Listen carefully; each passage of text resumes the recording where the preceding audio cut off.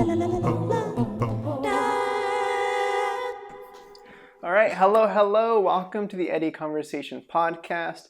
My name is Eddie Vigil, and I am your host. Today, I am joined by Max Goldberg. My name is Max Goldberg. I'm a director of photography living here in Los Angeles. And super psyched to be here today. Yes. Great to have you. You are the first DP cinematographer that I've had the chance to chat with. I lied. I talked to Srushti. I almost threw her under the bus. All right, number two. All right, so... That's fair. Okay. I wanted to ask you straight off the bat a very nice, simple question. Because there are some people listening to the podcast that aren't from the film world. Mm-hmm. We hear the term director of photography, how you introduced yourself. They're a cinematographer. Mm-hmm. Where do you stand on the differences or the name calling of the position? Oh, man. As far as I'm concerned, they're the same thing. Cinematographer is maybe a little bit more highfalutin way of saying the job's name, but I don't know. I think they're functionally the same thing. I think the differences come when you're like, I'm a videographer or I'm a wedding filmer or something like that. Mm-hmm. That's a little bit of a different job, but I like to call myself a DP cinematographer sometimes. I don't know. It's interchangeable. Yeah. I think on your website you describe yourself as a cinematographer, but then you just introduced yourself as a director of photography. So it's all over the place. It's all the same thing. All right. So very briefly, I don't think I had Srushti do this, but what? I don't know. What do you do? What do I do? What does a cinematographer do? Great question. I think abstractly, a cinematographer is the basically the visual curator of a film project. Your job is to translate the intentions of the project onto the screen using visual language with the camera, with lighting, with camera movement, with sort of all the tools of the cinematography toolbox, employing those in a way that conveys the intentions of the project as effectively as possible. And that's great. Yeah. That's sort of the short answer. There's, what that really means in practice. We can talk about for hours. Great. But, we have some time. Yeah. So, all right. I don't know where to start. Okay, I'm trying to debate between. When I look at you, I feel like we're on very similar trajectories in life, where we moved to LA in a similar window time frame.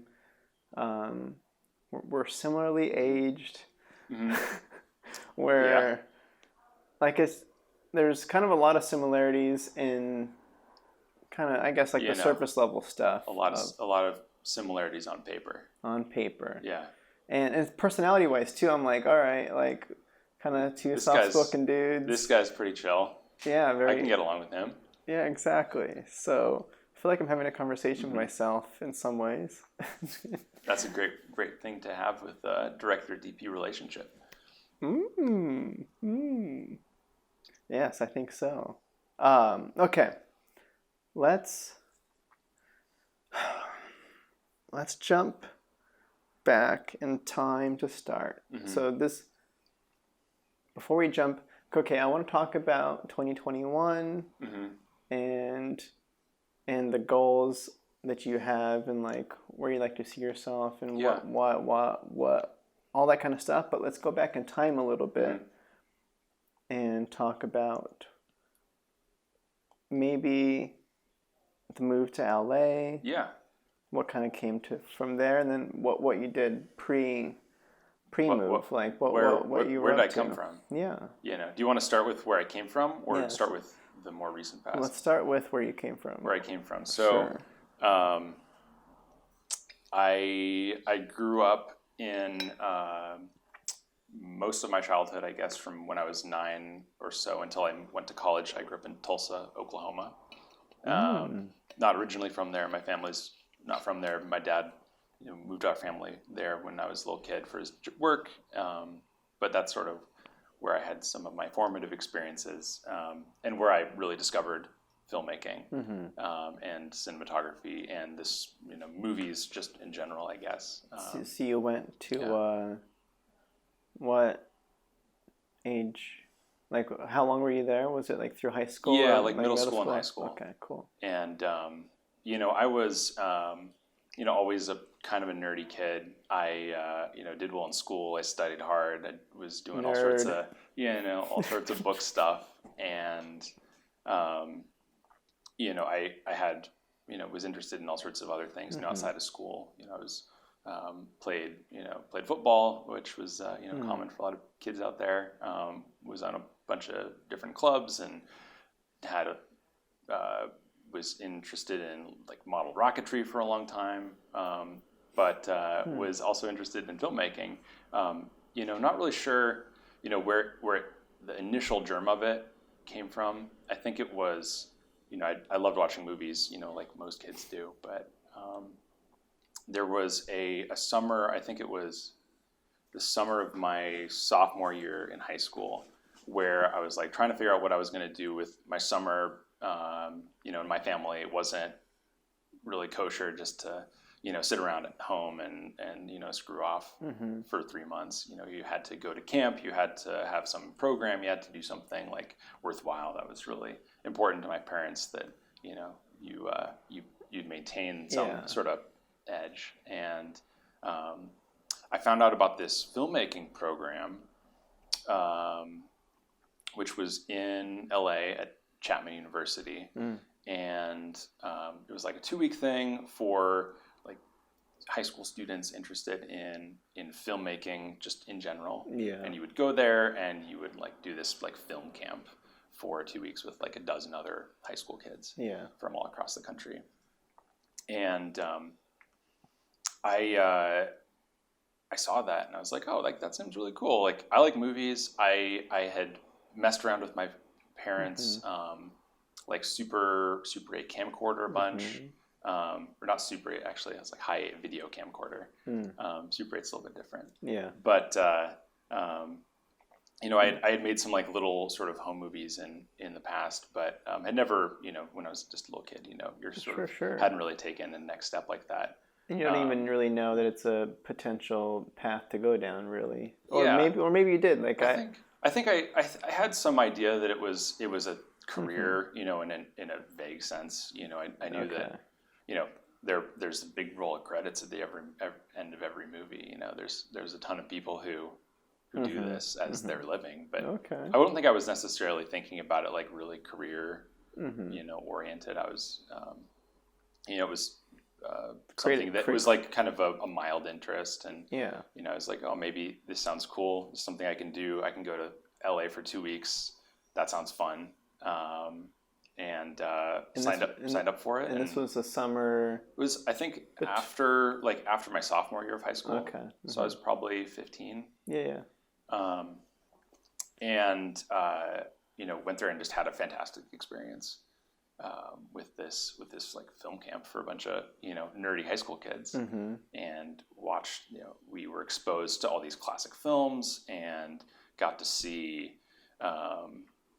people who had industry experience talk to us and tell us about what it was like to be in the business and their experience making things, and also just having people really knowledgeable about film, the craft of film, break down our movies for us and show us this is what the filmmaker was trying to do with this scene. This is how this was lit. This is what this actor was trying to do here. Like trying to when you're a kid, you sometimes maybe take a lot of this stuff at face value. You're just watching it. Just watching movies, and that's great. But really getting to go deeper into what's really going on with a film.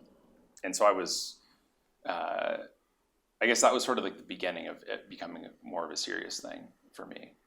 So you kind of knew so something kind of grabbed at that point where you really you saw something you actually considered it a little bit more than before, or yeah, I mean back in in high school, I wasn't really thinking about what am I gonna do with the rest of my life. There seemed like there were so many possibilities, and this was one thing that was really interesting. But I was like, I don't really know where I'm going to end up. I'm just trying to do my best right now, and you're focused on all sorts of stuff that's a little bit more near term.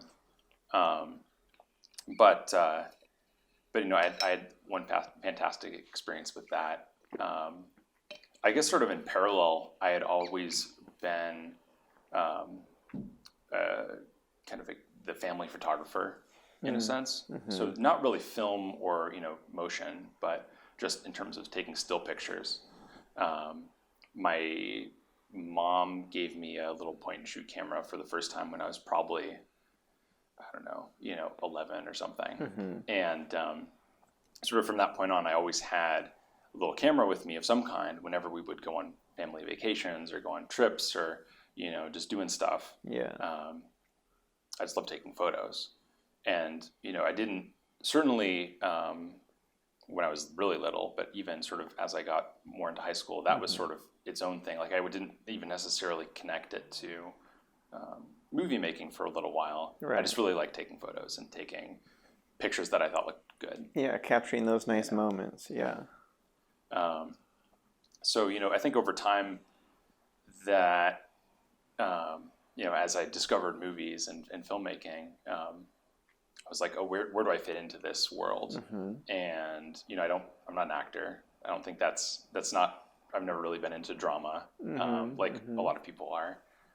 When you say drama, do you mean like being like drama class like in high school? Okay. Yeah, like theater. I wasn't a theater kid. I was never really a performer.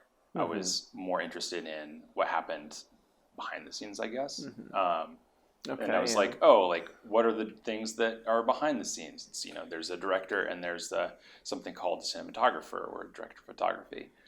Of course, there's a million other jobs too. Sure. But I'm like, oh, like which ones of those would I see myself as? And then I think because of the childhood photography idea, you lean toward. I was like, oh, like cinematography, that makes sense. Like I can see myself doing that. I love taking photos.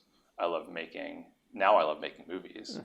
And there's also sort of I think separate, distinctly from maybe the directorial side, when you're a DP, there's sort of this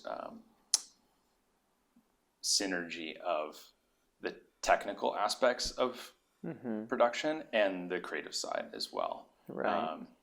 Where you have to sort of at the same time have this really deep technical mastery of cameras and lighting and knowing how to create that image on screen using all these tools, and at the same time having some sort of artistic vision that can make your work interesting and distinct and something that is worth paying attention to. Because like if you have, I like how that makes sense to me, because I just imagine a DP that has all the technical mastery but has no ideas on how to, like when there's a discussion with the director and we're brainstorming shots, like the DP doesn't have any ideas for shots but knows how to make them happen. Like that would be kind of weird. Or the DP that has great ideas but doesn't know how to execute them, that would be kind of weird too. So it's definitely, I think it's, I don't know, how do you balance, how does that work for you? Like, because I feel like it's two different muscles there. How does that? Yeah, I mean, I think there's different DPs, and also within the context of different jobs, approach it different ways. It can change even for the same person, depending on who the director is or what the nature of the project is. Sort of how much your implementer, like someone is telling you this is what I want with a lot of specificity, and you're just making that happen versus maybe coming up with the entire visual language of the film yourself, and having the director not be as interested in that and be more interested in other things. So it's a little bit of a spectrum. It totally varies. It's a spectrum. I think there's a lot of fun. There can be a lot of fun in both. Having that creative, authority, that you could give you the opportunity to do all sorts of crazy stuff, and push the envelope. But if you are working with someone who has their own vision and it's a great vision, that's fantastic. That makes my job a lot easier in so many ways, or harder. If if the director has a awesome visual knowledge and can tell me with a lot of detail, this is what I want, and I'm like, wow, that's a great idea. That's even better than anything I could think of. For sure. All I have to do is, it's in some ways a lot easier for me to just make that happen than it is to come up with it in the first place. Well, because I think about, when you say that, I think about like, I haven't seen this movie yet, but Tenet, with like Christopher Nolan's directing, and I guess the DP. I think I saw a little interview where the DP, I don't know if he talked about this, but the DP in the interview mentions, like, whenever he gets a script from Christopher Nolan, he's reading it and he's like, I don't know how we're going to do this, because I know Christopher Nolan likes the practical aspects of it. So then there's these very specific shots that the director's going to be asking for, and you're just like, that's the aspect where it's like you're executing the vision, and it's going to be a crazy ride. And I don't know how, I'd be very curious to see how they come up with how they're going to shoot that kind of stuff. Yeah. I mean, that when you're on a project of that scale, it's Nolan is coming up with the concept, and he has a very distinct vision and specific vision for what he's trying to accomplish. But there's dozens, if hundreds of people who are involved in planning out exactly how that's all going to happen. And the great thing is, when you have tens of millions of dollars and your name's Christopher Nolan, it's possible to do that. I can't say there's a lot of other people in the world who even could try to do it because of the way things work these days. But James Cameron. James Cameron, probably another, but there's probably a single digit number of folks for this point who can afford to try to do crazy stuff like crash an actual plane into an actual building, and just do it. Who did that? In Tenet. Oh, okay. Spoiler alert. That was it was driving though, right? It was on the ground. Yeah, it's on the ground, so it's not they don't flying. fly into a building. It's not flying, but it does crash into a building. That's kind of cool. It's pretty cool. We're picking back up. We lost sound for a second. Now it's working. I don't know where it cut off, but we're good now. I'll do a little recap. You went to Los Angeles for I went to LA for a film thing. Camp when I was in high school. Yes. When I was 15. And we were talking about that you had a point and shoot camera for a bit. You were kind of the family photographer. And when in high school, when you're trying to figure out where to branch off, there's actor, there's director, there's the camera person, known as the director of photography. You leaned that way, whereas I leaned toward the actor way for whatever reason, and then I waited many years before I tried it because I'm a chicken. And then here we are, and that's the show. But all right, so you were about to jump into talking about after the LA experience.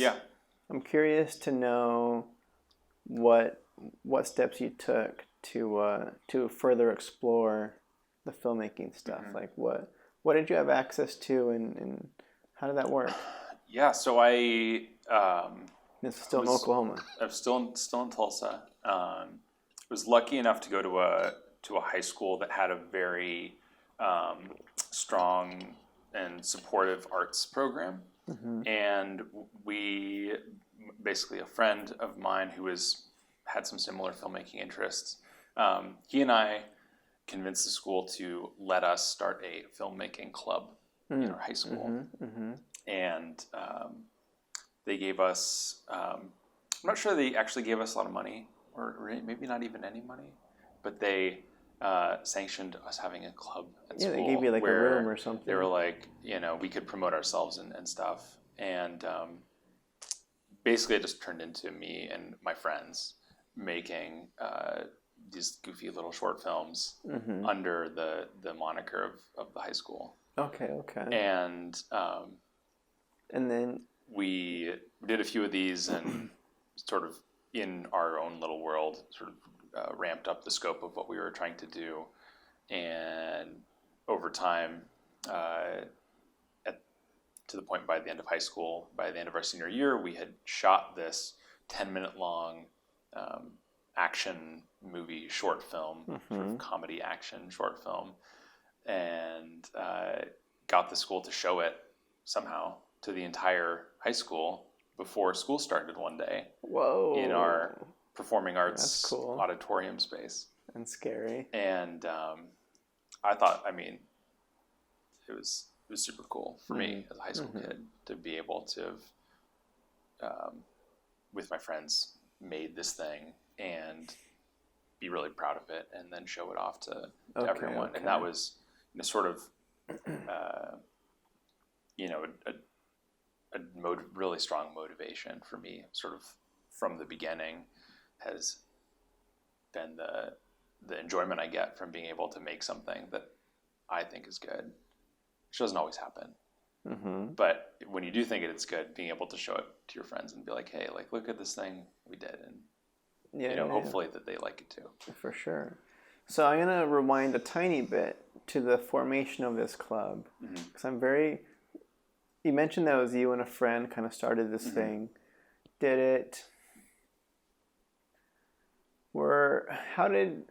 What was the dynamic there, and who was kind of taking charge on establishing how this thing was going to work? And so, being that you had this LA experience, did you kind of take the lead and handle some stuff, or like how did I think you guys know what to do? It was pretty organic. I think my friend had also, he went to a different filmmaking club and filmmaking camp in high school, and we were sort of developing this interest sort of in parallel, and this club really just started as the two of us and a few other kids just running around with a camera and making videos that we thought were you're just having fun. Were interesting. We were just having fun. So it wasn't really formal. It wasn't like, all right, you're the director, I'm the DP, like trying to practice on the titles. But we did get to that point by the end of the year, by the end of our senior year. Like that short film that we showed to the school, that was mostly written by my friend. I was the nominal DP. They were the director. And we had roles, I guess, in a basic sense, but it was very, very fluid and collaborative, and wasn't, it's not like being on a big time thing. It's just high school kids trying to make the best thing that we could. But we took it pretty seriously. By the last few projects we did, we were trying hard to make something that we thought was good, and I don't know how well we succeeded. I think looking back on it, there's some iffy moments. Well, of course, but no, it was a great experience. I'm sure. I don't know, where can people find that stuff? You can probably find it if you look hard enough. Actually, I might have taken it all off. It's probably all unlisted online at this point. Okay. It was online for a while, and I kind of YouTube at some point. I kind of scrubbed it a little bit at a certain point. But if anyone really wants to see it, just get in touch. Just get in touch. Instagram. Give me a text. I'll let you know. Cool. All right. So that's high school.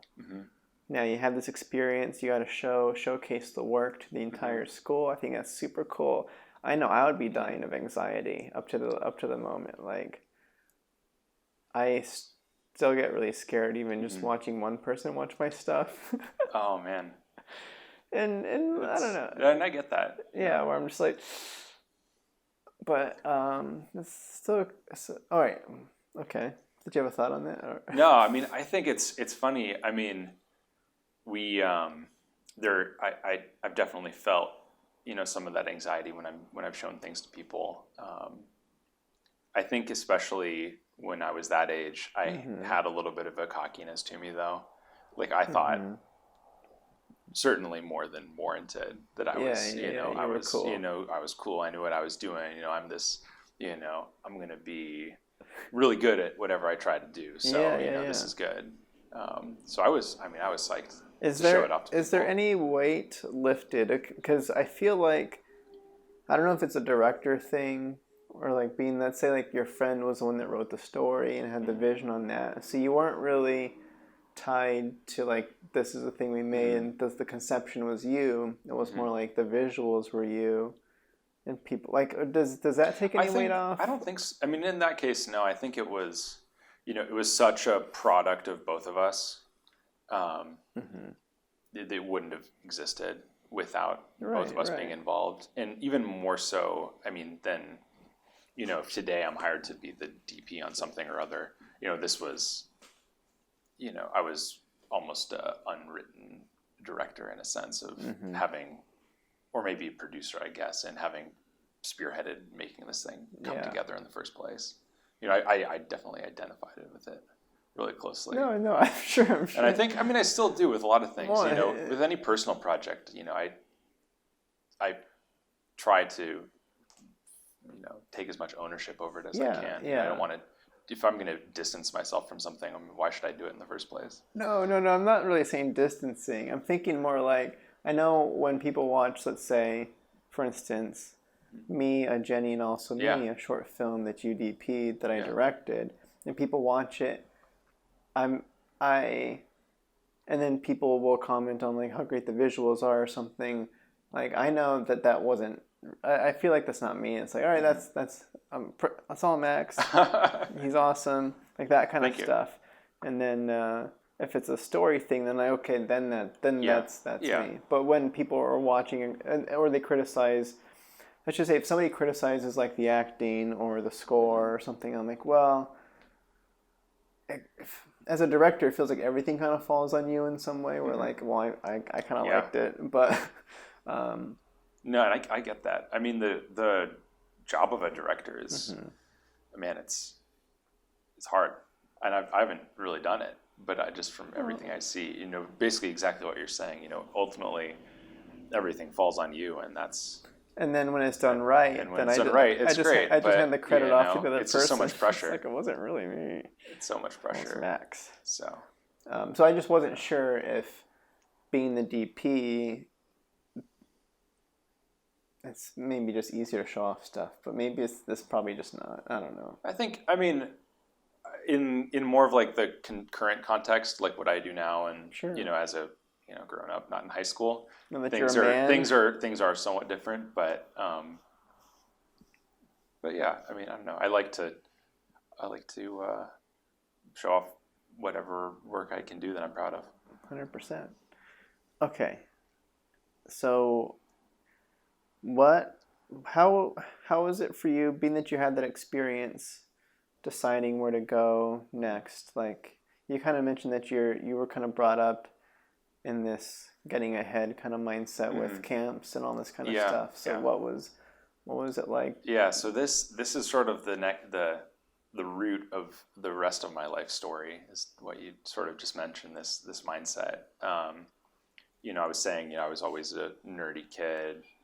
In the sense that I studied hard, I got good grades. It was sort of always this understanding that, you wanted to achieve to your greatest extent of your abilities. That was sort of something that was just the expectation, and in my family and most of the people, I know a lot of the people I went to school with, that was just the way that you were. Yeah, like if you're gonna do it, you're gonna be the best at it kind of thing? Or not necessarily people pressuring you like you have to be the best, and your parents are forcing you to do things and, take piano lessons when you don't want to or something like that. Mm-hmm. But, all the stuff I was doing was my own choice. Like I wanted to excel, whatever, but I didn't really, whatever that meant. Mm-hmm. I wasn't necessarily sure where I wanted to go.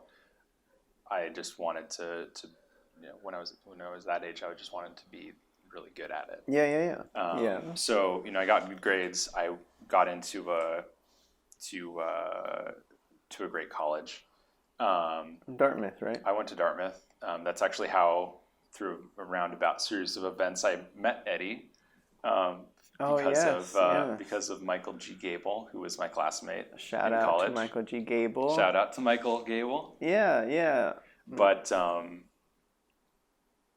mean, I didn't really ever seriously think about film school for undergrad. Like I maybe thought about it for 2 seconds, but I was like, I don't know that I want to do that. I want to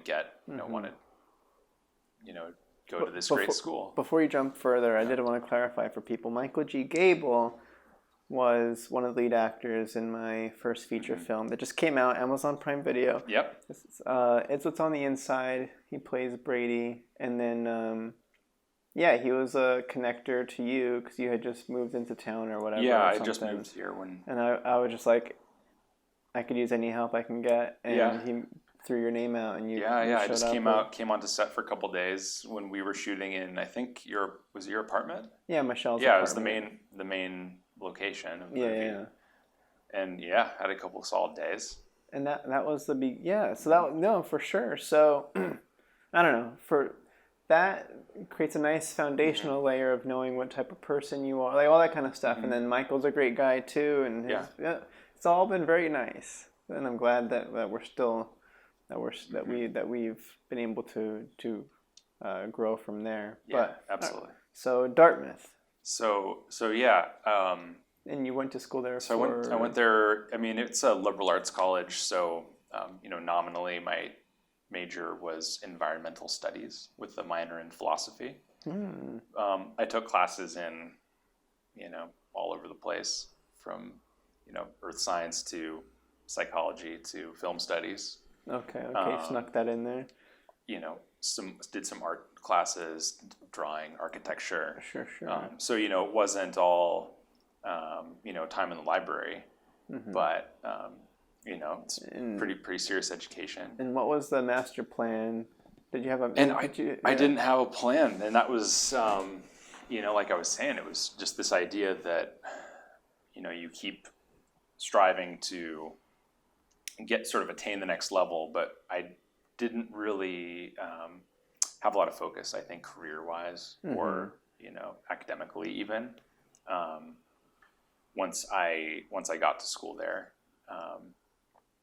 I still was interested in film and was part of a couple like little student productions that I found out different people were doing. So did it go like on the back burner? And it was a little bit on the back burner, I think. Yeah. Definitely was not a focus at all for most of my time in college. Which is okay. And I had, I don't want to disparage my college experience at all. It was fantastic. And it, some of my best friends of my whole life are from there. Some of my best experiences were there. It's a fantastic place, but the film career was just not really in the picture for the most part. Yeah, well, because I don't know if we talked about it, but for me, I did 5 years in college chasing mining engineering, and came out with that degree. And I didn't even, like I said, I waited forever to even try the acting stuff that I wanted to do. Yeah. Like I waited till year 5 of college to take an acting class, like an intro to acting class. And then I graduated and then started film stuff from there. Yeah. But I didn't even know it wasn't even on my radar whatsoever. I'm just gotta get these classes done and get this backup plan, air quotes, so I can fall back into this profession and whatever. That was kind of my thing. So I was kind of curious on You say environmental studies. Yeah. So I wasn't sure if you had a different focus that you're like, this is kind of what I want to be, but I'm not 100% on I it. think, I mean, the essence of my academic experience in college, I think, was lack of focus, for better or worse. I took classes in things that I found interesting, but I don't think really at any point I was like, this is where I see myself in 10 years, and I'm going to like orient my college experience towards that. Right. I was just, kind of pushing forward. I was on the crew team, so I had spent a lot of time doing that.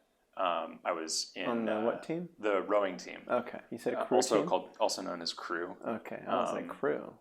Where you have a bunch of people in a boat. We all have oars, and we go backwards for between 2,000 and 6,000 meters at a time, racing. Nice. Very old-fashioned, sort of blue-blooded experience. Sounds very college. Yes, yeah, very of that part of the world. So I was spending a lot of time doing other stuff, and not so much thinking about far into the future, really, even after graduation. I did one summer. It was the summer after my. It was the summer after my junior year. No, it was the fall. It was the fall of my junior year that I went to. Every student at Dartmouth has to take a term where they go off campus, and they have some sort of off campus experience where they're like doing an internship or a job, or like during the academic year.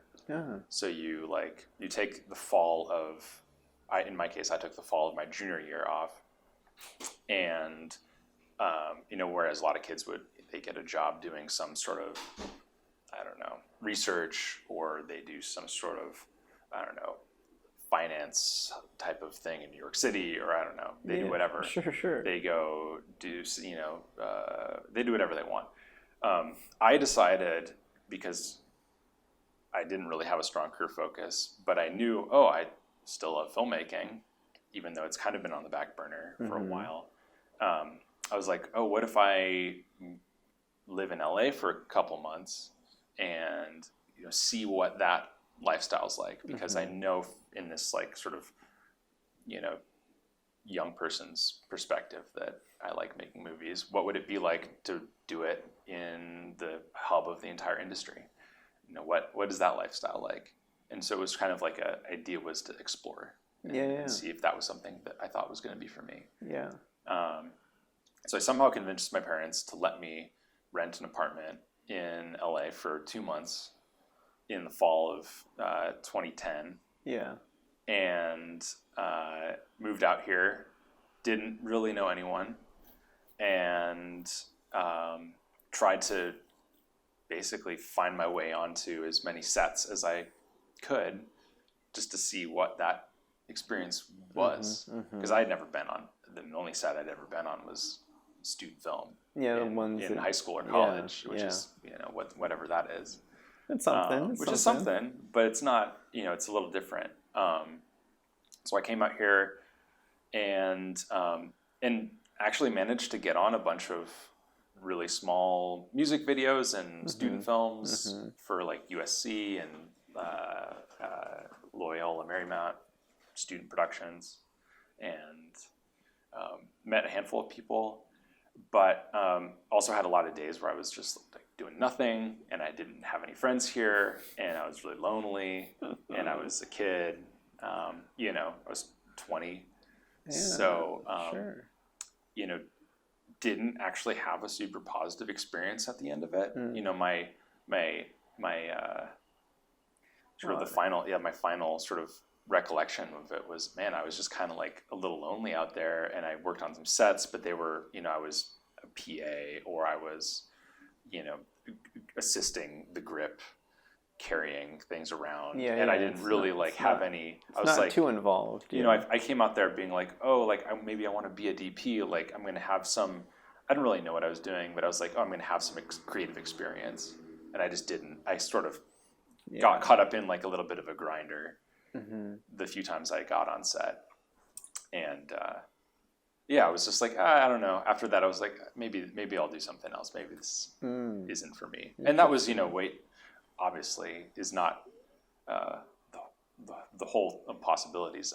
I maybe jumped to some conclusions. Well, okay, but, there's a couple things there because 2 months in LA is like it's definitely nothing. Yeah, right. It's definitely not enough time to set any sort of foundation. No. But it's cool that you were at least able to get on some sets and get that experience. Yeah. And then I'm still wrapping my head around the fact that this was for school too. Yeah. I'm like, wait, that's kind of like a weird. It's a weird thing. Life experience is important. Yeah, I mean, it's just something that is part of that, part of the school's program. I know for me to graduate, I had to do a summer internship at a mine, but that was like during the summer. So that was like my requirement versus taking the semester off to explore LA. Lucky. Yeah. No, I'm just kidding. Lucky, maybe. Wow. In some ways, I think it set me back a little bit just because on that specific on path. on the trajectory, I think, or at least it changed the trajectory in a way that pushed things out for a very long time. Okay. Because I, maybe who knows what would have happened if I hadn't done that, or if I had had a really positive experience. Sometimes I've thought about what if I had the best experience of my life, and I had gotten to meet some great people, and then I moved to LA immediately after college. You go on these. You never would have gone back to college at all. Who knows what would have happened? Obviously, it didn't. Okay, so you had that experience, and I totally get that experience for sure, because it's a high likelihood that that's going to be the initial experience in Los Angeles. For most people, probably. Yeah, when you move here and you don't know anybody and you're just trying to get on set, you get on set in those capacities. And there's such high turnover positions. There's people aren't trying to connect with you, like all that kind of stuff. So it's rough. All right, so you went back feeling a little bit down on yourself with that trajectory. Yeah. So then we'll continue the story. I'm very curious on how, like, what brought you back, or like what changed. But what's what changed from then till now? No, I mean. Let's pick up back where we were, where you get back from the experience. You're going back to college. Yeah. And you graduate. Yeah. So. Because that was junior year. Yeah, that was my junior fall. So 2 months in LA. Go back to school, have a great rest of my college experience. Don't do really much of any film related stuff. Made like a couple little projects for fun, but wasn't planning on this being my career for the rest of my life. I was like, this is something. It's a hobby, I guess. Yeah. But maybe not. Creative outlet of some kind. Yeah. And went off and had a brief career in a corporate job that I had found in my senior year of college, which is through this process that a lot of kids go through at that school, and hated it. And the office life. Yeah, it was. What it did was basically I graduated school. I moved to Boston. Lived in Boston doing this corporate job, and it was a terrible experience for the job. A lot of other things about that time were better, but the job itself was terrible. Yeah.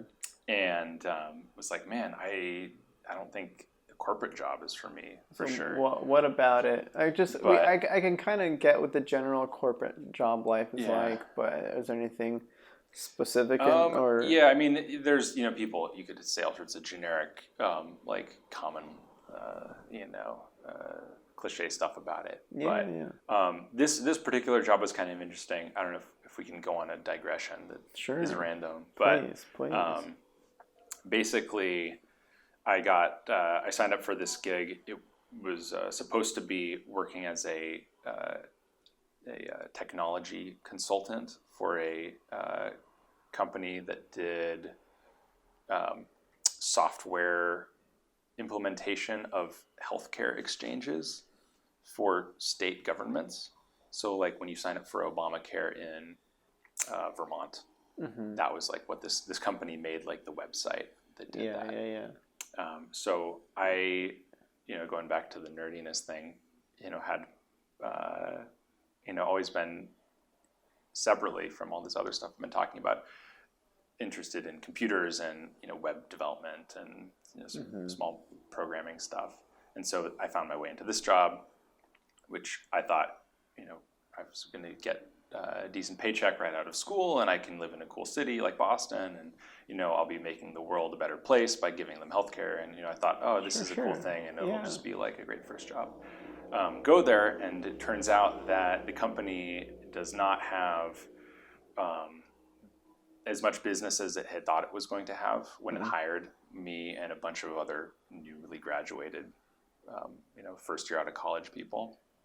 And so I spent about 8 months going into work every day in this big shiny office tower in downtown Boston, and basically would go into work, sit at my desk, and have nothing to do.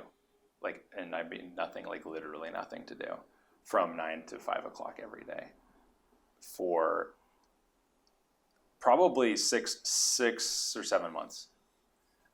And I know it sounds like an absurd and potentially impossible situation, but I swear this was my life. So it was more for like 7 months. So they were like, we don't have work for you, but we're gonna pay you. We're gonna pay you to just show up and you keep your job. And I don't know if they just didn't realize. I'll also note this company went out of business a few years later, which probably makes sense. They were considering that they were keeping people on payroll who were doing nothing for 8 months at a time. Because if it were a different time, you could request to work from home or something. Yeah. This was the time when, the before times, before COVID, when we went into offices. That's crazy. Whoa. So, me and my buddies, my work friends who I met, we spent a lot of time watching Netflix. We would goof off. We would just hang out. We would surf the internet. It was terrible. I mean, it was kind of great, but also terrible. Because you're like, oh, this is, maybe some people would be like, oh, that's great, because you can just chill and get paid. Yeah. But I'm like, I thought I was going to do something with my life, man. I'm just sitting here every day. Like, I don't know. It's not that great for your mental health, maybe. No, for sure. Okay, that sounds like a rough time. Interesting time. Things could be far worse. I'm not necessarily complaining, but was looking for a way out pretty quickly. After a few months of that, I was like, this probably isn't a place for me to stay for very long. But still didn't really know where I wanted to go with my career, and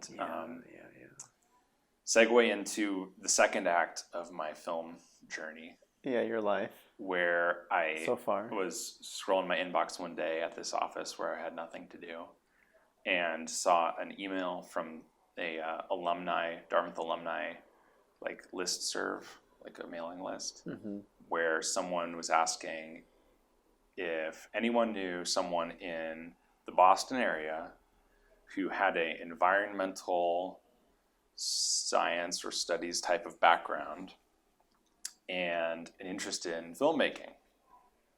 It's like, who would have thought that there could possibly be this type of email landing in your inbox, but somehow that happened. So what it was this movie called The Judge, which was a studio feature, came out in 2014 with Robert Downey Jr., Robert Duvall. It's like a a courtroom drama, family drama. Father-son story. Decent film, not great, not terrible. It was all right. Basically, they were shooting in Boston the summer of 2013, and they were looking for, the studio, Warner's, was looking for someone to be what they called the environmental steward of the production. So they had this corporate social responsibility, sustainability initiative, which I think they still have it. I think it's changed a little bit, but part of that was they wanted to assign a person to every production who would be in charge of trying to make the physical the physical production as sustainable as possible. So I had never had that job before. I had never worked on a big movie set before, but I thought I knew I liked film production, and I had. You thought you knew. I thought I didn't really know anything, but I was like, I've had some experience here. Sure. It's an interest, and it's an out, and it's a way to get out of this job right now, and it seems like I'm exactly qualified somehow. So I emailed back and got in touch with the production coordinator on this movie, and they were like, all right, like, can you start like on Monday? So I went in and interviewed, and they were like, okay, sounds like you're good. Can you start on Monday? And this is like a Thursday. I'm working a corporate job where it's not really like you peace out and jump on to the next one. Right. So I'm like, man, that's yeah, sure. And I was like, absolutely. Yes, please. So maybe not the normal way to quit, but the next day I went into work, and I was like, hey, I'm gone. I'm going to be doing something else now, and this is my notice. It's not really notice because it's happening in 2 days, but I'm going one way or another. Today's my last day. Today's my last day. I'm sure they were fine. And they were totally fine, actually. They're like, all right. They were like, you haven't really done anything. Anyway, so that's all good. Okay. And yeah, turn the corner on that. And so I spent a summer, it was probably 3 months, the summer of 2013, working as the environmental steward on the Judge, going between the production office and wherever set was that day, largely being a glorified recycling man, where I would set out recycling cans and composting bins across the set and be in charge of making sure those were filled up with everyone's bottles and cans. And those got recycled, or at some locations composted as well. We got composting service for everyone's catering and crafty leftovers. Yeah. So which I think is which is actually a big thing. There's so many water bottles. There's a lot of waste on set. There's so much waste, and I feel like it's only getting worse right now with the COVID expectations. The COVID has ruined this stuff. All of that progress. All the progress has just been thrown out by this COVID stuff. It's terrible. I was surprised with how quickly productions were willing to just roll back all the progress on that, because they don't care. I think. I mean, it's all it's when you say they don't care, they care about what is going to be the most beneficial for them. What makes them having people not get sick and not having to shut down the show is probably more important to them. So the priority becomes keeping people safe from COVID. COVID. And I get that. I guess environmentalist stuff is like second priority. I get it. We'll see what happens. We'll get back to it. We'll get back to it. I hope we get back to it because it's not good. All right. So being that you were, like you said, a glorified recycle man of some kind, did you have an opportunity to explore or familiarize with any new knowledge acquired sneakily? I think that the biggest thing I learned from that experience was I got to see what a big production actually looked like. And that's something, even since I've been in LA, I haven't never been on a production that big. How since big I've lived again? here. How many? It's probably a $40 million movie. A lot of people. That's big. We were on location for 40-day shoot, I think. That's it. We're on location for like 2/3 of it, and then on stage where they had built a bunch of sets, like big sets, like houses inside in a courtroom, and all this stuff inside a giant warehouse.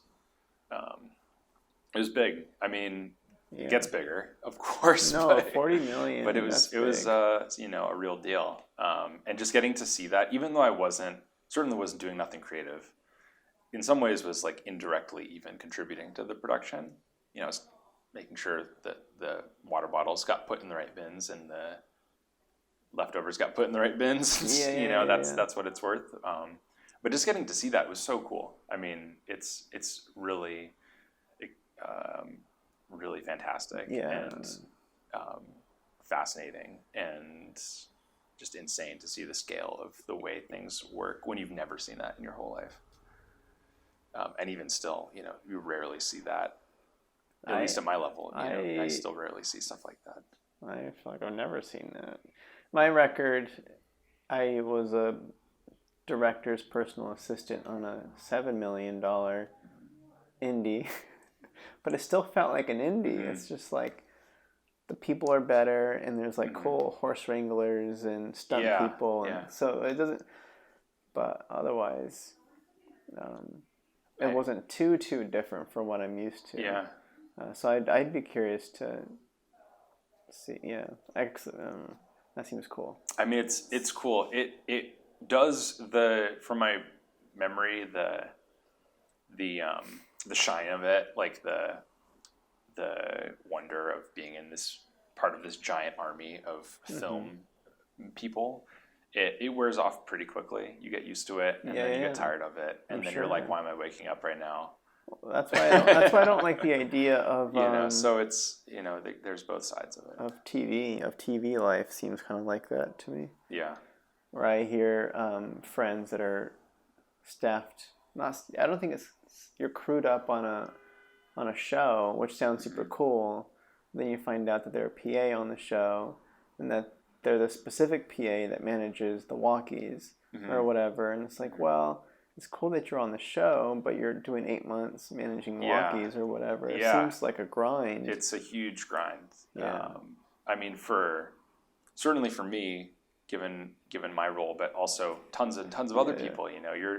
It's a job. You're showing up. You're doing a lot of the same stuff every day. The interesting part. It was really fun. I think when we were on location, there's a lot of different locations in the movie. We would we actually spent a week and a half or 2 weeks in a totally different part of the state, doing a bunch of shooting in like the Berkshires Mountains, which are like Western Massachusetts, in this small town, which was like the small town of the movie.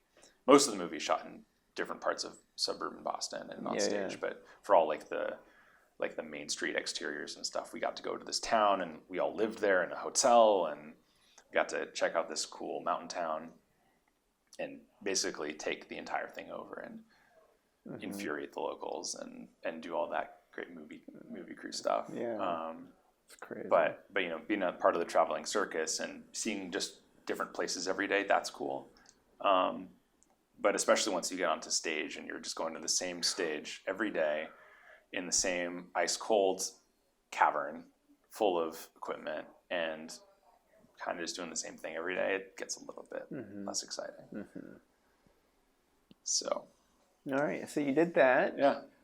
And then that was how long? You said it was 40 days. You didn't jump on like day one though. You came I think I got on, they brought me on a little late. I think I got there probably day 4 or something. Oh, okay. So I was pretty much the whole thing. Yeah.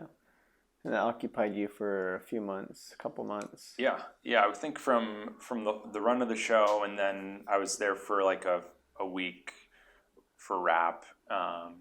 So yeah, I mean, basically it was my whole summer, about 3 months, I'd say. Okay, and then what? And then I was like, what else am I gonna do with my life? And so back to the big question. Yeah, so I think by the end of the experience, again, we're still rolling. Yeah, we're good. Yeah, I mean, by the end of that, I was like, man, I've spent the last 3 months as like the garbage man, and getting to talk to Robert Downey Jr. Janusz Kaminski is the DP, and he I don't really know how to become that dude. Because he was a dude. Janusz. He's like done a bunch of Spielberg movies, and he's like a big time guy. I'm assuming you got to see. And I got to see. I mean, I got to see them work and stuff. Yeah. But also, like, I didn't get to see quite as much of like the most intimate parts as I would have loved to, just because of the nature of my role. I'm like sort of at a PA tier of authority. Sure. And so it's you don't really get to stand by the camera a lot.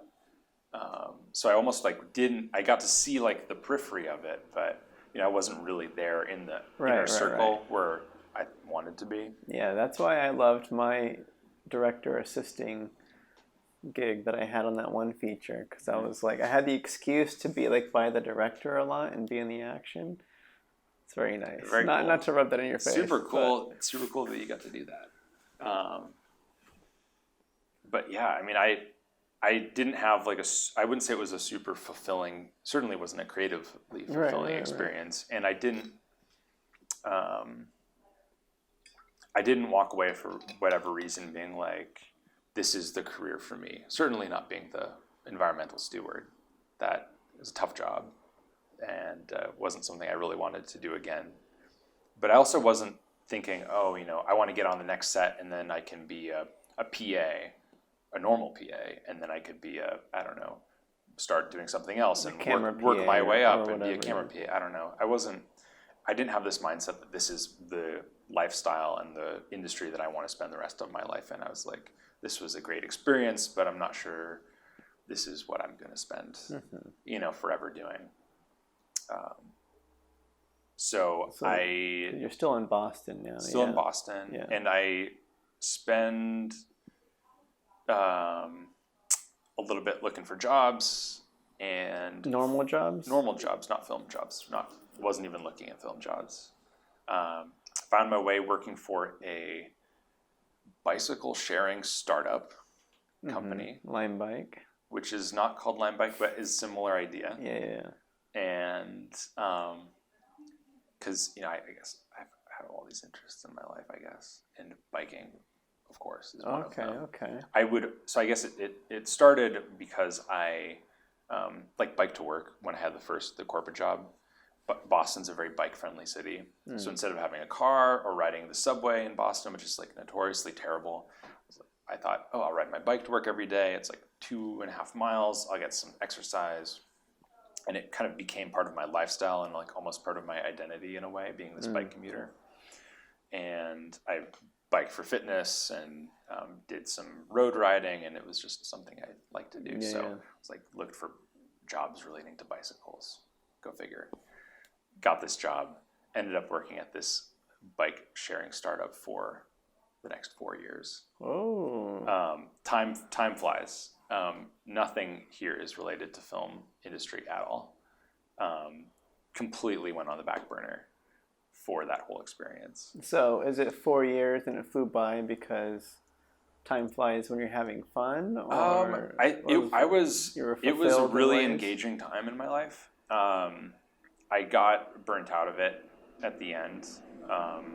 It's a whole other story that we don't need to get into, but it was, I think I learned a lot from that whole, career experience. Met a lot of cool people, got to do a lot of cool traveling, helped create, this bike sharing thing, which was super fun. But in the end, decided I wanted to do something else. Yeah. And kind of wasn't really sure what else I wanted to do though. I found myself into a point. I'd say if anything that my 20s were sort of this like extremely protracted experience in like finding something and then doing it and then just I think that sounds about right. Yeah. It's just not unusual, I guess. But it's difficult. You're finding yourself, like you're saying, it took you forever to figure it out exactly. I think me too. It takes time. Yeah. It takes time. It takes exploration and trial and error and sometimes years. Yeah. Yeah, a lot of years. Okay. Yeah. At this point, I met my now wife, Kate, when I was in Boston. At this point, we had moved to Providence, Rhode Island. She was in med school there, and I was commuting to Boston by train every day. And for the bike job. Ended up, when I left that, I was, sort of just at home trying to figure out what I wanted to do with my life next, and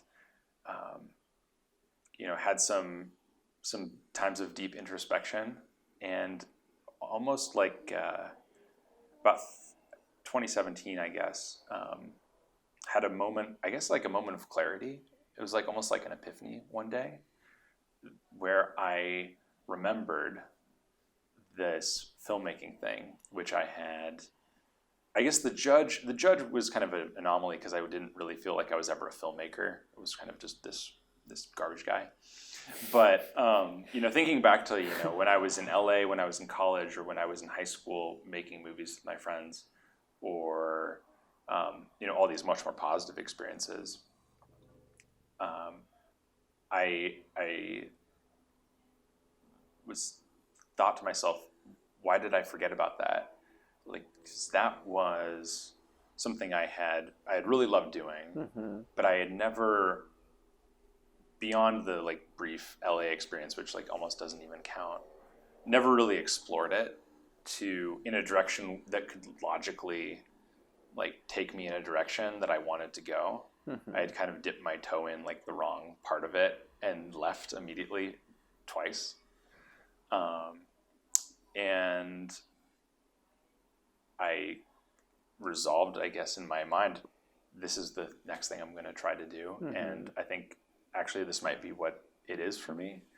And let's see what it would be like to spend life making images on the screen. Right. It's weird how that works though, right? It's like when something clicks and then you like look back and it's like the answer is pretty obvious here.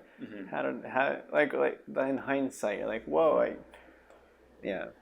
I mean, I don't really know exactly how it happened. I will add, maybe it sort of sounds like, oh, I completely neglected everything for this, entire, 7-year period. Throughout this time, I've took tons of still photography. We were talking about when I was a kid, being the family photographer and everything. Yeah, you never quite stopped on that front. Yeah, I mean, I never stopped taking pictures.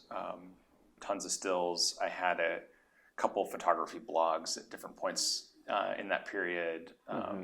Shot a bunch of like 35 millimeter celluloid film, a bunch of stuff on all sorts of different cameras. Just doing tons of photography, but not really a lot of filmmaking. Sure. But like still exercising the visual muscle, compositions, all that kind of stuff. Yeah. And rediscovered this whole kind of thing when I was, I guess it was about 4 years ago now. Yeah, I imagine the deep meditative introspection states. You're just kind of like, your brain's just kind of going all over the place until it grabs that one thing. Well, congrats on finding it. Congrats on finding your passion. I don't know. I mean, it's it's certainly been a long road. If we're just getting to the current iteration of who Max is. Yeah. But being in Providence or Boston or it's not really a filmmaking nexus of the world. So it was a big challenge. It's one thing to be sitting on the couch and be like, oh, I'm going to be a DP now. But you're still sitting on the couch in Providence and you don't know anyone who does that for, hundreds of miles. So it was a journey to try to figure out how to actually enact this, this idea. Okay. Just, is in your head. How do I be a filmmaker now? So how did you? Because this might be like an advice segment too, in terms of if you're in a spot where you're not surrounded by the, I don't know how to describe it. Like you don't have the resources available to you to actually pursue the thing you want to do. There's a lot of people. So tons of people. Yeah. So how did you approach it? I mean, I think it really comes down to finding collaborators to work with wherever you are. 100%. It's impossible to make. It's not impossible, but it's really difficult to make something by yourself. And finding good collaborators in whatever direction of this, this art that you want to go in is the best way to move yourself forward. I didn't really know anyone, like I said. I didn't really even know that many people in Providence because I spent so much time working in Boston, and I'm not from there. I didn't have any like childhood friends or anything. So I'm like, okay, how am I going to meet people? Facebook. Go on Facebook. Oh, there you go. Find the Rhode Island filmmaking collectives group. Find out they have every couple weeks a meetup at this bar in town. And I'm like, all right, I guess I'm going to go there now. This is where the people are. Yeah. Where some people are. Meet some interesting folks. A lot of a wide spectrum of different types of people. But a few people who turned into meaningful relationships and people I was able to work with and make some cool little projects and a few short films and sort of in the smallest way got the ball rolling. Some of all my earliest work in the sort of the current era of Max, not the college Max or the high school Max. The chapter, yes. The current chapter came from people I met at that meetup, or I did a 48-hour film. One of the other things I tried was this 48-hour film project, which some of you guys may know about. I don't know if you know about it. About the 48-hour? The 48-hour film project. Is that the one that started it all? Because I know like there's a bunch of different 48-hour fests. Yeah, well, I think it's... Is it one of the bigger ones? There's... But I know... It's like I think it's more of an idea, but they do... I mean, people all over the country do Okay, yes, we can... So just correct me if I'm wrong. The whole intention is you show up... I don't know if it's during that time, I'm assuming it's like an in-person thing where it's like, all right, we have an event. You bring your film crew, and we start the timer, and then at that timer mark, like we hand you all of the stuff that you need. Here's the I don't know, the phrase you have to include, the kind of character you have to include. All right, it's this whole it's like the contest is to make a movie, a short film. I was getting to that. In 48 hours from start to finish. And by finish, it's edited and ready to screen. Yeah, ready to screen, deliverable file. And sounds kind of you can come together. Any composition of team, you are given these like certain constraints, like Eddie said, and you have to write, shoot, and edit this thing. 48 hours is not a lot of time. I could do it. It's definitely possible, but doing something good is... I can't do that. I'm just kidding. It's not even possible. All right, so you had... But I met some cool people, which we later did better stuff. I wouldn't say our 48-hour projects were ever that good, but however you can, just find out where other filmmakers are and meet them and talk to them, and you'll share so much in common with them. It's not hard to make friends with other filmmakers. I feel like that's a good lesson, good advice. I would boil that down to just show up.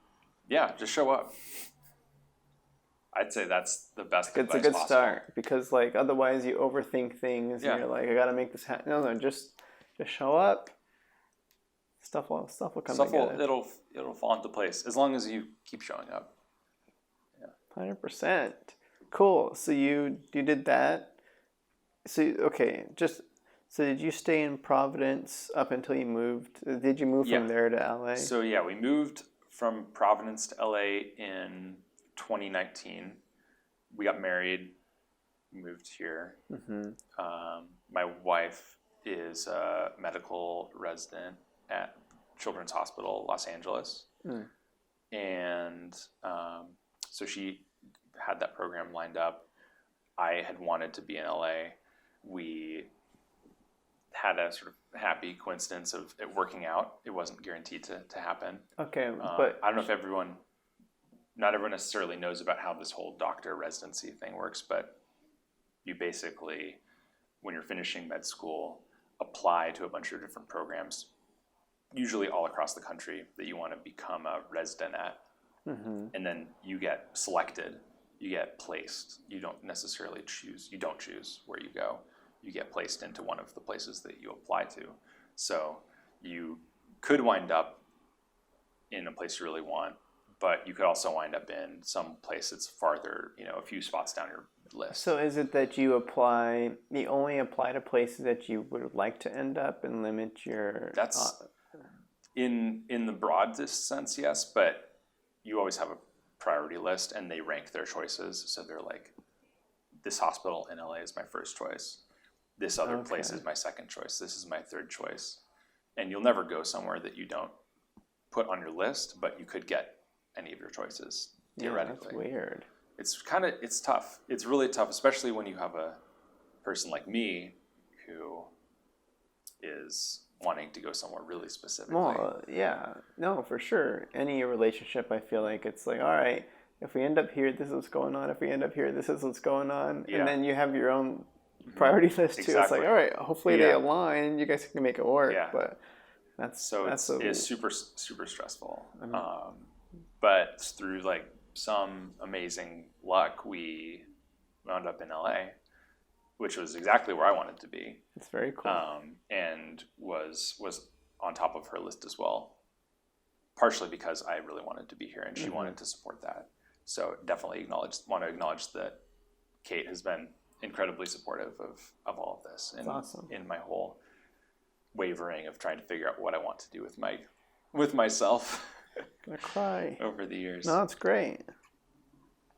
So yeah, we moved here in 2019 and again, didn't really know a lot of people, almost anyone. Michael Gable was one of the people I did know. And then, we told that story already, but. Yeah, so Michael Gable is, but yeah, I got, showed up with this idea that I want to be a DP, but I also want to get on set and I want to meet as many people as I can. And started trying to find jobs wherever I could, doing not just being a DP, but also working in grip and electric crewing positions. Something I have a little experience with. I guess, I don't know, just to clarify, we can quickly describe the people that work, quote unquote, underneath the DP for people. It's like a grip and a gaff. For most people, you're like, what's the best boy? Yeah, most people aren't going to know what the grip and gaff are. But the whole point is like they're all in the same department. Yeah. Making stuff happen. So it's still an underling to the DP where I don't know, how would you describe it? Like you're a part of the same camera lighting workforce. You're like the DP kingdom. There's sort of three different departments, queendom. Or queendom. Yeah.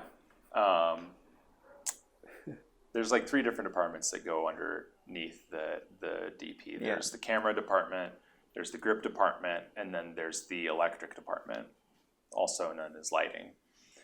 And you're primarily the lighting department. And most of my crewing work has been in the electric department, either as a gaffer, which is the top of the lighting department, or sometimes the only person in the lighting department, or as a best boy electric, which is the second person in the lighting department, or just a set lighting technician, just a minion of those guys. Okay.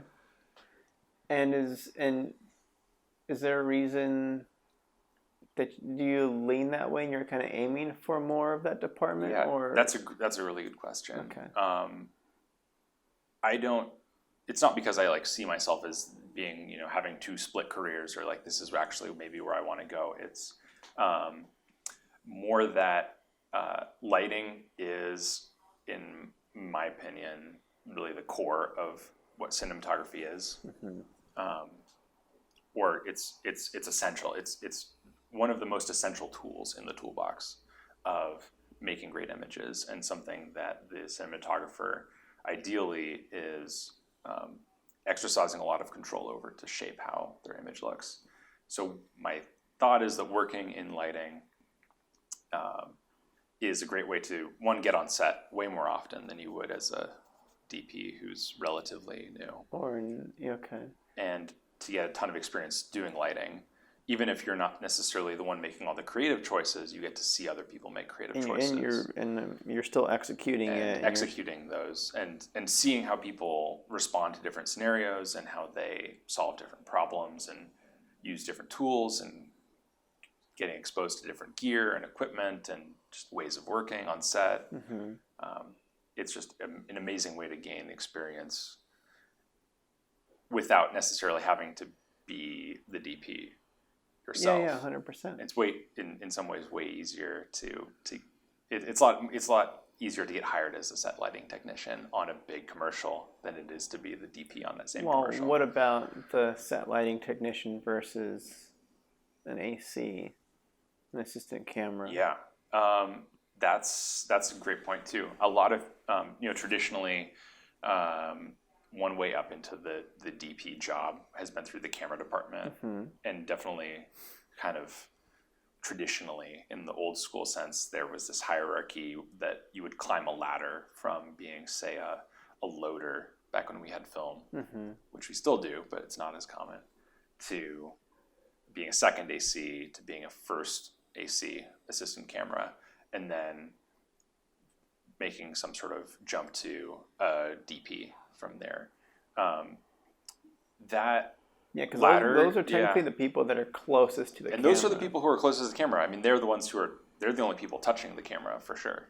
And the ACs are the people who talk with the DP. Some of the people who talk with the DP the most, you're always very close together. You're seeing and hearing everything that they're seeing and hearing. But for me, at least, those jobs are a little bit, they're a little bit more about the execution of like technical procedures, I guess.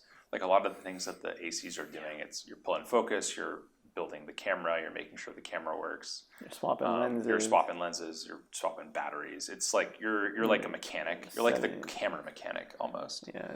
And it's not as, at least for me, not what I would want to be doing. If I'm crewing on set, I'd much rather have some hand in influencing the image itself. Yeah, that makes sense. Yeah, because I mean, the bulk of my experience with ACs is as a script supervisor, where I'm telling the slate, it's like, all right, this goes on the slate, and then they're like always like, signals always dropping to village. Yeah, they're always like, it's like, with the pterodec, what's going on? Yeah, cycle the pterodec. So it's very technical. Like you kind of mentioned the split brain of the DP, where there's a technical side understanding the camera and the lighting. And then the visual aspect. Exactly. So ACing feels like very like a straight up technical. It's very because they're not making. Yeah. I mean, I know like first ACs. Yeah, in pulling focus, there's a creative aspect. I don't want to shortchange those guys because they are incredibly skilled. A great AC is invaluable. I'm not saying they're not skilled. There is absolutely a creative element in certain focus pulls, but it is mostly about executing your job perfectly in the moment. Yeah. Okay, so it makes sense that you would if you're going to be on set as not the DP, leaning toward the gaff kind of gives the most. I would consider it experience points received from the experience. You're going to get more or utility out of that experience. That's my hope. Well, that's like me as a script supervisor. If I'm going to be on set not directing, like. Script soup is a great place to be. I'll tell you what. Yeah, you were saying you're always there. You get to see everything. I'm right by the director. Yeah. I'm talking about decisions with the director. Yeah. All the same kind of benefits that you mentioned with the back and forth and all that stuff. Yeah. No, it's great. Cool. In exchange, when you're on a grip and electric type of job, a big part of your job is more or less manual laboring for 12 or 14 hours a day, carrying lights around, carrying stands, moving lights and stands, and sandbags. Different positions. I mean, it's a very physical job, and very, can be pretty taxing. But it's a great workout. Great workout. So, plus side. Get to skip the gym sometimes because you're lifting too many stands. I don't know. It's if you're willing to do it and you're able to do it, I think it's a great experience. Yeah. You're a big guy and you have the rowing experience. And I was going to jump into, this is, I don't know. I'll try to run through some stuff quicker here because I think we're doing pretty good. I had to do some research on you and I found some things I didn't know. For sure. And I'm hoping this is actually you because you're a tough person to look up. Really? I don't know. My name's kind of common, so yeah, there's you probably don't have much on your website and all that to kind of like push people to other places. Should I write a more detailed bio? Like, I don't know. I don't know if you need an about me, but like you have a picture of yourself and you have your contact info and then you have your reel and then the visuals. But I think that's primarily what you want to show off. Yeah. I don't really have the story or anything. Actors primarily have an about me because they have to sell themselves, but you're not an actor. No, definitely not. Okay. Does beans and cheese, right? Yeah, that's me. That was one of the photo blogs I was mentioning. Okay. I wanted to ask, it seems like, can you talk to me about rucking? Rucking. Oh, the Go Ruck Challenge? Yeah. That's a blip, I would say, that isn't really something that defines me, but it was a very interesting experience. I'm not saying it defines you. I'm just saying this is stuff you've done. I'm very curious. I've done a lot of weird stuff. Sure. No, I'm not saying, okay. I'm just very, if there's anything there, like... it's all good. It seems like there's something... I feel like there's a mental toughness aspect to some things that you do that but I don't want to put words in your mouth. Oh, no. But. I think you definitely have found something. And I don't know. It's kind of always weird talking about yourself and whatever you are doing. I love talking about myself. in talking about having those types of qualities. Right. Well, it's more. But I think I see what you mean. I was gonna say when talking about yourself, it's more like there's an attempt to become this person that can handle this and handle this, and these are the things you're doing to attain that. Yeah. Versus, I guess the other way of speaking about it is like, well, I have attained, I have attained enlightenment. Yeah, I mean, kind of like a weird. It's just kind of fun. I don't know if someone was walking around being like, "Oh, I'm really tough," I'm a tough guy. It's kind of weird. It is weird. Okay. But yeah, no, I think over my life I've gravitated towards challenges of different kinds, and rowing was certainly a big challenge, and the Go Ruck Challenge was a one-day event that was definitely a challenge. It's this, I guess, in sort of a similar vein, but a little bit different from like a Tough Mudder or a Spartan race. I was wondering. That kind of world. It's a little more, it's a little less of like a race or like an event that happens at a ski resort or something, and it's more like you get smoked by some former army guy for 12 to 16 hours with a bunch of other strangers. Yeah. Like you have to run around with a backpack on and do a bunch of push-ups and sit-ups and stuff. And basically they're just like trying to make you. It's like a survival challenge. Super tired and see how long What's the objective? How long you can last. The objective is like nominally to go from like point A to point B over the course of, 14 hours or something with you and all of your teammates who are in most cases people you don't necessarily know. They're just random folks. But you're carrying this backpack that has like 30 pounds of bricks in it the whole time.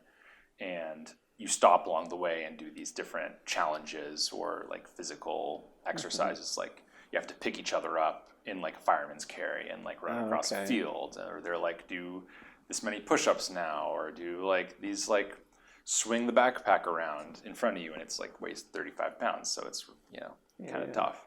Like wade across this muddy river, which is in a park, and this is all happening. It's all very like guerrilla. Like no one is. I mean, it's probably sanctioned in some way, but it's not like there's a course with flags on it and you know, water stations. It was kind of a weird experience in the sense that it really felt like you were just running around with a bunch of random people, kind of parading across a city, just torturing yourself. Places that you shouldn't, like, you wouldn't ever normally even go. Like there's this like kind of shallow. At one point, there was like this sort of shallow stream, I guess, maybe like 4 feet deep or so. Not you know, kind of deep enough that you could wade across it, but you could get your entire body wet in the middle of this park in Boston. And they were like, "Yeah, we're gonna cross this right now," and like, okay, and we just all had to walk across this muddy stream and in the middle of a park, and it's like that's not something you'd ever do, but it's just part of this challenge of I don't know. It sort of has this like army training kind of like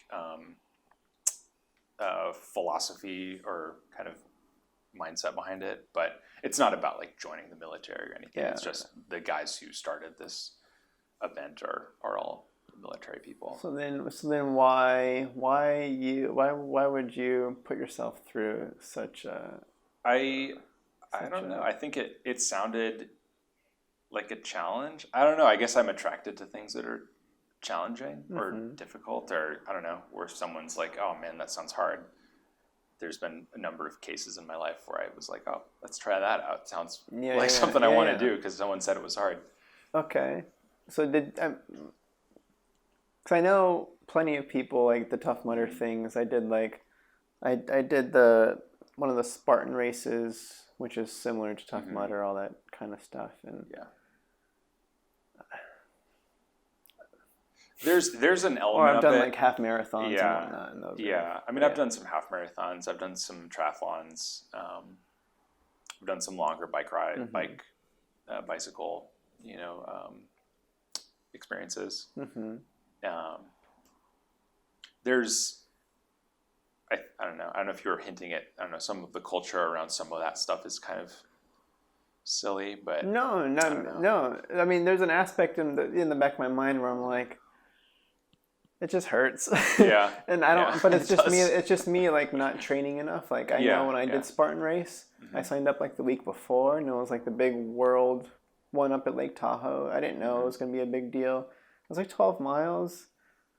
Like I do running club and stuff. Like I can just show up and do 12 miles, but I didn't realize that there's a huge elevation change throughout, and they're gonna make me go through ice cold water. Like I didn't know. And then we got hailed on at one point. And, I mean, it's an adventure. Like those things are, I mean, it's exciting. I mean, if you like that kind of stuff, it's exciting to be part of like this crazy, you know, demanding experience. And so I wasn't quite sure on because I guess like my gut thought is, it is nice to sign up for a thing, challenge yourself, go through this adversity within it, because you come out kind of stronger in the end, or there's something there, either physically stronger, mentally stronger, or just knowing that you committed and you did it, like that's an achievement on its own. So I'm not quite sure on if there was anything deeper in there. You're just like, well, it looks tough. Like I don't know. I mean, I think especially at that time when I did the Go Ruck and some of the other stuff, like I was running a lot. And I think you mentioned I was doing some triathlons. The 50, Bear Mountain 50. I don't know if you ended up doing those. I did that. I dropped out of it because I got a hamstring sprain. Hamstring sprain. I pulled a hamstring. Okay. At like 20 miles in. That's a big one. So I didn't do it. I didn't finish it. It's okay. But definitely, I think at that specific time in my life, like first couple years out of school,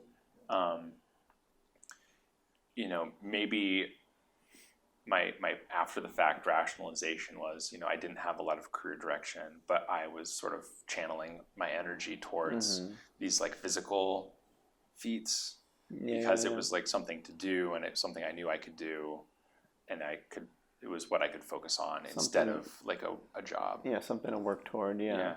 That makes sense. I dig it. But I don't know. I mean, I haven't done anything that extreme in a while, but I don't know. It's still something I think about really positively. Mm-hmm. Nice. Next topic.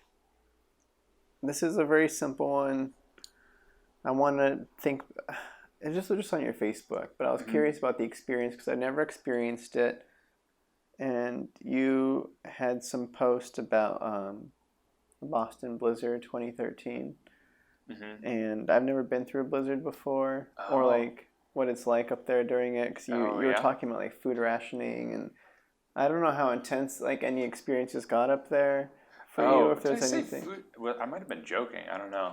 I don't remember any food rationing, but it does snow a lot in the Northeast. And there was one winter where it snowed so much that basically you couldn't go to work for, I don't know, a few days you couldn't go to work at all. You basically couldn't get out of your house at all.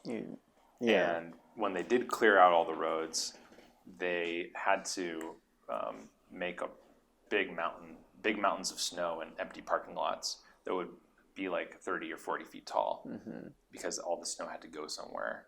And you're in the middle of a city. There's not really like a lot of empty spaces, so the city commandeered these parking lots and just filled them with mountains of snow, so that the streets could be cleared. Yeah. There is another snow/ice related story, which dates to high school and is actually a filmmaking story too. One of the first video projects I made that I thought was good. I don't know if it's really good. My parents and my brothers are certainly fans. They're fans, but also somewhat embarrassed because they're all in it. Okay, There was an ice storm in Tulsa when I was a senior in the winter of my senior year of high school that took out the power to most of the city for about like 9 or 10 days. So we were like without power, we had no heat, and we were like surviving in our house for sounds like what just happened in Texas recently. A lot like what happened in Texas. And when this happened, I grabbed a little home video camera and started documenting the whole experience with my family. And nothing really that exciting happens. It's just the power's out and people are talking about it, and a bunch of trees fall down, and there's like a tree. I got some footage of trees on the ground and trees on top of cars and trees blocking the road. And I don't know, was filming this whole thing. Turned it into like a 7-minute documentary of the Tulsa ice storm. Yeah, docu-short. And also got to show that to a bunch of people at school. And embarrassed the hell out of my little brother, who was a freshman. I was a senior. He was a freshman at the time. The high school screened my documentary, and he's making a fool of himself. And he's just never will let me live that down, because I showed that to everyone. It sounds like a good time. But yeah, you embarrassing your younger bro. Yeah, just embarrassing my brothers. Yeah. Well, it's a great time. Yeah, I'm trying to think, like, it's very cool. I'm still trying to imagine you convincing your school to screen your stuff. Like, I don't even know how that happens or how you pulled it off. It was I am shocked that they let me do it to this day. You just asked very nicely. I think I was just such a good, like, I was a good kid, I guess. Like, maybe that sounds weird, but I got good grades and I never got in trouble, and the teachers liked me, and maybe they trusted me more than they should have, because I quickly abused their trust by screening after the Ice Storm documentary finished on the same file on the DVD. There was a second video, which was this very violent action short that my friends and I had filmed. I hadn't told anyone was going to be on the video, but I was like, I'll make them. I'm going to show my other cool thing that I think is really sweet, which is like a gun battle with my friends did in this empty lot that we filmed this minute-long short of. Showed it on the screening in front of everyone, and they flipped out. They were so mad. They're like, how can you do this? Showing this violent content to always. all these people. You didn't tell us that this was on there. Well, you know what they say? It's better to ask for forgiveness than for permission. Well, that being said, I want to ask about maybe not literally what's next for you, but what 2021. Now that we've kind of you're here. Mm-hmm. You've been here a little bit. Stuff is kind of getting back at it. Mm-hmm. Where do we go from here? In terms of the film industry kind of opening up in LA a little bit more. What's expectations for this year, next year? I don't know. What is the trajectory? Thinking is always scary to think about. It's hard. Yeah, I mean, COVID has been really tough for everyone. Mm-hmm. I think it was especially poorly timed for me since I had been here for less than a year when it happened, and it kind of interrupted some momentum and made it a lot harder to meet people, and all the things. We all of us in LA and any part of the film business know this, but definitely it felt like in the last 4 months or so things have started to pick up. I'm really hopeful it's going to pick up a lot more, especially I think a lot of commercial production and some bigger studio stuff has resumed and is like almost going full speed. Yeah, people that can afford it. Yeah, everyone who can afford it is doing a lot of work, but I've still found a lot of hesitancy among certain parts of people who are talking about passion projects or doing things just for fun. Some people are going all out, and they never necessarily been stopped, but some people have been waiting to do stuff waiting for things to blow over sort of completely before they want to get into making short films or doing passion projects or that kind of stuff. It's tough because when you waited this long, it's hard to know when to really pull the trigger. Yeah, that's definitely the thing. But that's always the case with films though too. There's always an excuse to not shoot your thing. Yeah, I mean, and it's super frustrating. My ideal, I know where I want to go, I guess, is I want to shoot feature films. I want to shoot, really just long form narrative content in general, whether that's TV or limited series or features or whatever. That narrative side of things is where I want to focus my career. Getting there, that's almost the part of the business that's like the most serious, I think, and exactly how you get into that position. And random. So, not necessarily saying I'm not interested in doing all sorts of other stuff. I would love to shoot more music videos and commercials and really, really what have you. But narrative is definitely my focus, my ideal focus. Yeah. And then what's your take on union? Union stuff isn't so much in the picture for me right now. I don't know how that works. For DPs and really anyone in the camera department, Local 600 is the union. For DPs, it doesn't really come into play at all until you're at a fairly high level. The vast majority of work I've been exposed to has been non-union, right? And you're talking a relatively high budget level before jobs are going union, so it doesn't really make sense to join until you're already being approached for those types of jobs, and you're not able to get them because you're not in, and then you think about joining. Then they make you join. Yeah. Okay. Yeah, because I was looking at joining the script supervisor union here.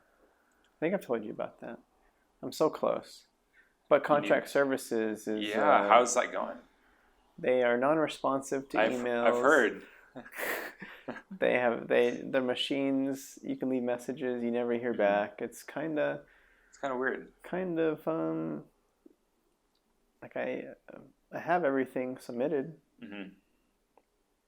I don't have the money to pay to get in, but they've got stuff around that. We'll see how that works. Yeah, I don't know. It's the whole. I'd say I'm in like a macro, economic sense. I'm definitely for organized labor and unions, and I think they're often a good thing. I think that some of the Hollywood unions are not always as good of a thing, or at least maybe they could be a lot better than what they are now. Is that coming from the camera side specifically? Because I don't know what changes, what non-union DPing, what the differences become once you're union DP. Like I don't know. Yeah, I think this is all secondhand. I can't really speak to it from personal experience, but from a lot of what I have been told, that the main difference between, other than high-level jobs happen to usually be union jobs, that really has nothing to do with union. Mostly what the union is doing is forcing people who are working high-level jobs to pay to be in the union because they have to be. It's one way I've heard it put is it's the most expensive magazine subscription that a DP has ever paid for, because once you join the union, you get the cinematographer's magazine. Yeah. And there's nominally there's healthcare and there's a pension, but the requirements to getting those are really high, especially for DPs who don't necessarily get a lot of days on set. And the number of days on set is what dictates whether you're able to access certain benefits. And unless you're on like a TV show that shoots tons of days a year, it's really hard to get those. So the benefits are not as necessarily as great as they could be, I think. Yeah, I get it.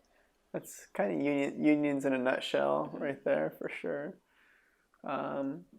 Okay, well, I guess I will summarize. Well, I think unless there's anything else you want to know, I feel like we talked pretty good. Unless there's any other topics that I didn't mention, but we could maybe talk briefly about if you had any comments on the stuff we've worked on together. We've done 2 short films together. Yeah. The first one was Popcorn, which we shot right before COVID hit. Right before it happened. Yeah, so we shot Popcorn, and that was our first time working as director DP, and that was awesome. And then we reunited. We're in April right now? Is that where we're at? It's April now. It was we shot that a couple October, September? Yeah, it was a while ago. We shot me, a Jenny, and also me. Yeah, so any thoughts on those little nuggets from? I mean, the best work. The best work I've ever. Jeez, it was those are super fun projects. I was really glad that both of them, they were very different, at least in the circumstances that were around them, right? Mm-hmm. Like Popcorn these are both short, narrative shorts. Yeah, Popcorn was a one day short. Yeah, 1 day, 2 actors. But we actually had a crew. We had 3 actors. 3 actors, yeah, 3 actors. Can't forget.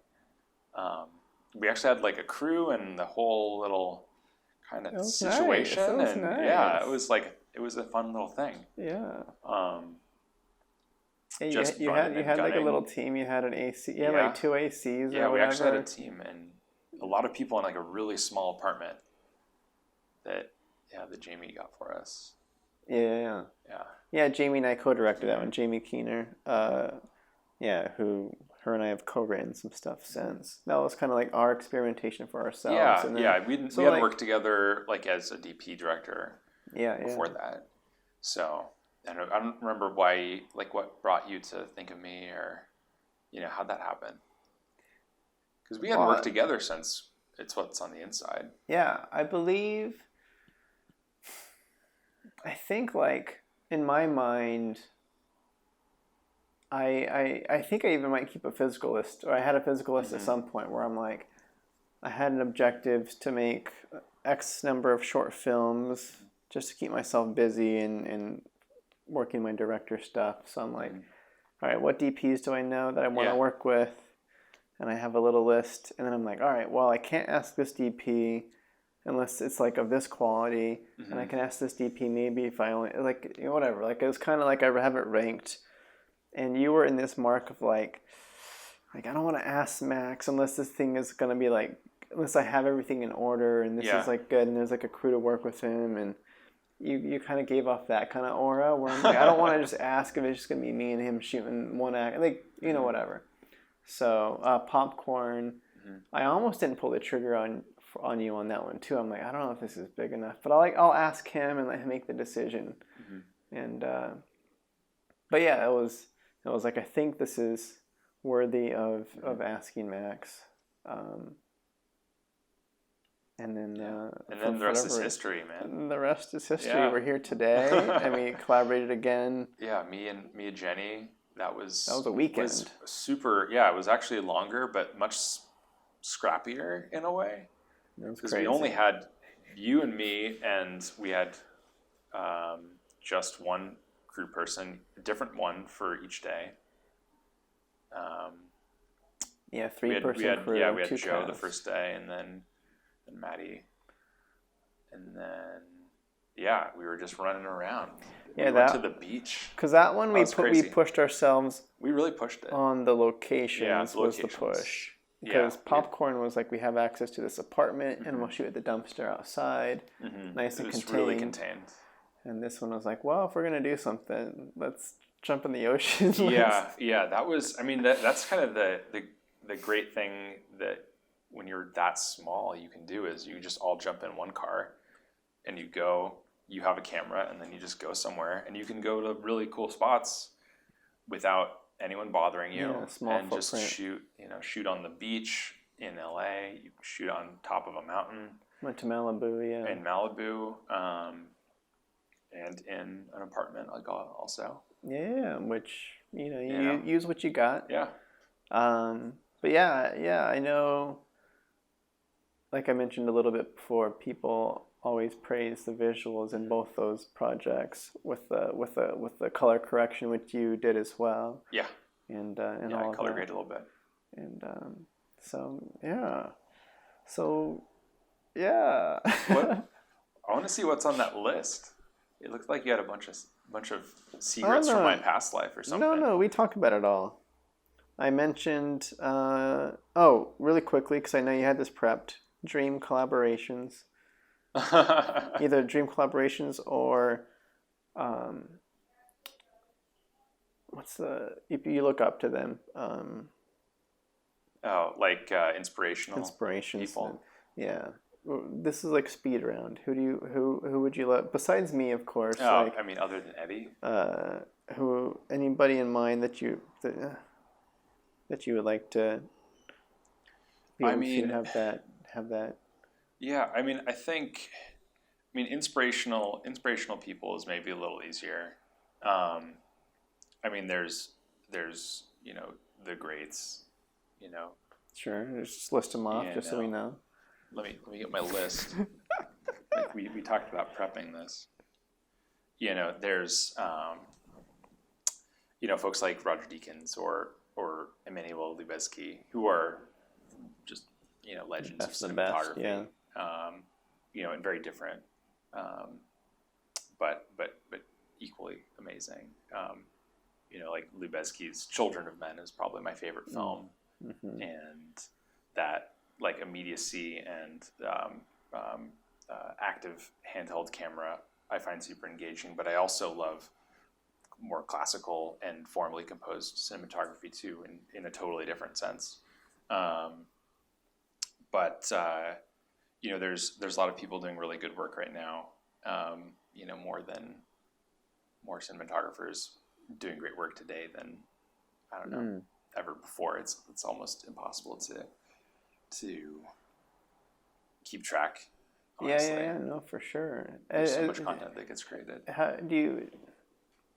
I guess to speak on that, is there something going on that is creating, like why is it happening now?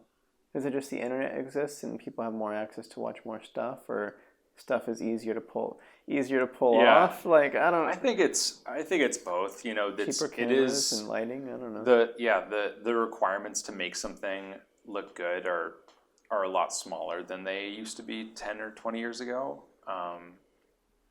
But there's also just, I think, way more demand from streaming, especially. There's a ton of demand for certainly more long form, like series type of content. Unfortunately, I feel like it's a little bit of a factory sometimes with Netflix and Hulu and Apple TV. You know, some of these shows, you know, I feel like they could have been better as movies, but they were made into series because that's what the companies want. They want more. Then they would just want more time and the creative outlet. You know, who knows if it might have been done better differently. I always wonder. I don't know. Because I've seen some shows where I'm looking at it. There's some great shows, but there's also some shows, you know, maybe we could have spent this money and made something a little shorter that would have been better. I don't know. Did you have any other names to mention? Oh, you have a list. It's supposed to be speed around, Max. Yeah, no, other favorites. Maddie Libatique is amazing. Black Swan, The Fountain, little scene, but fantastic looking movie. Darius Kanji is a genius. Another little scene, but fantastic looking show. Too Old to Die Young, directed by Nicholas Winding Refn. Fantastic looking. Very slow, almost too slow, but beautiful. One of the best looking things I've ever seen. Just came out on Amazon last year. Lena Sandgren, La La Land, talking about that formalistic old Hollywood look done in a modern way, is spectacular. I need to watch that one again. So good, amazing. Just the color, I like the color and the light, the quality of light. I like their argument scene, their breakup scene in the kitchen. Oh, they're sitting at a table and he surprises her by showing up or something. Yeah. Or no, he's already home and she shows up and there's like this green lighting and this orange lighting. The green and like the classic like grungy LA apartment that every apartment looks like that in North Hollywood kind of thing. And then it's kind of like has that kind of gritty handheld following her out the door and that kind of misses her sometimes. Like I've used that as a reference for a lot of my stuff. I love it. You know, folks doing really great stuff these days. Yaron Blaschke, The Lighthouse just came out. Also The Witch, which we were talking about on the phone. The Vivitch. It's the two V's. The New England folk tale. You know, probably one of the best it's sort of horror, I guess, but almost psychological. It's more psychological suspense, I would say, but one of the best people working in that space right now. Nice. Sort of his peer, I guess, with Ari Aster is this guy, Paul Gorski. I hope I said that right. Who did Hereditary and Midsommar. Okay, yeah. Also spectacular. Both directors who I would love to work with at some point. That's scary stuff, though. You have to put your camera at that. I like scary stuff a little bit. You know, I'm not like a huge horror hound. I don't have Shudder subscription or anything. But I like the high end, the heightened suspense. Yeah, because those are kind of specific horror that you listed off. It's not traditional Conjuring kind of stuff. Yeah, not so much. Okay. That's all I got. That's all you got? It's plenty. It's plenty. How long has it been? I don't know. But we'll sign you off. Where can people follow you? Where can... people can follow on Instagram. It's Max Goldberg. No spaces, just my name. And my website is maxgoldbergdp.com. And that has links to a bunch of my work, reel, social media, how to get in touch. Sweet. All the good stuff. Cool. So check that out. Watch the short films. Yeah. And cool. I'll leave it at that. Thanks for being on. Of course. Looking forward to what we got cooking next. Yeah, some big stuff coming. All right. Bye. Bye.